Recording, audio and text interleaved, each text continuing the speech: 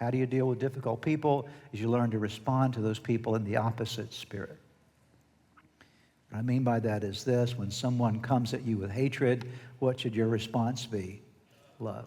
When someone comes at you with anger, our response needs to be peace. When someone comes to us with high drama and all kind of conflagration, we come back at them with calm. We bring the opposite spirit to what they're presenting. Why? Because a foolish or difficult people are always bringing the wrong spirit into the situation. So we need to respond with the right spirit or the opposite spirit. Proverbs chapter 15, verse number 1 gives us an idea of what this means. A gentle answer turns away wrath. So when someone comes at us with anger, the opposite of anger is what kind of an answer? A gentle answer. So a gentle answer, the opposite spirit of what that person is bringing to us, turns it away. A gentle answer turns away wrath, but a harsh word stirs up anger. The idea is de-escalation. The idea is that when someone comes to you with anger, instead of throwing more fuel on the fire, what you're doing is that you're actually de-escalating the situation. I often tell people, I tell our staff this all the time, I'm reminded of it continually, that as you go through life, you carry 2 buckets with you every day of your life. One bucket is filled with water, the other bucket is filled with gasoline.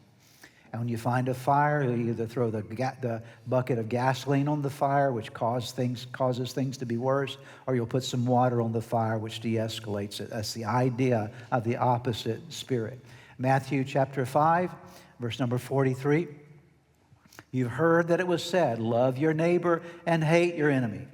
Why? Because they're your enemy. They're throwing hatred to you, so throw it back at them. You've heard it said, love your neighbor, hate your enemy. But I tell you, Jesus says, love your enemies. That is, do the opposite of what they're doing to you. Love your enemies and pray for those who persecute. Do the opposite. If they're persecuting you, pray for them. If they're your enemies, love them. We make that choice to respond, again, the opposite spirit. Romans 12 says, verse 20 and 21, on the contrary, if your enemy is hungry, feed him. If he's thirsty, give him something to drink. In doing this, you will heap burning coals on his head. Do not be overcome by evil, but overcome evil with good. Notice there's opposite here. How do you overcome evil?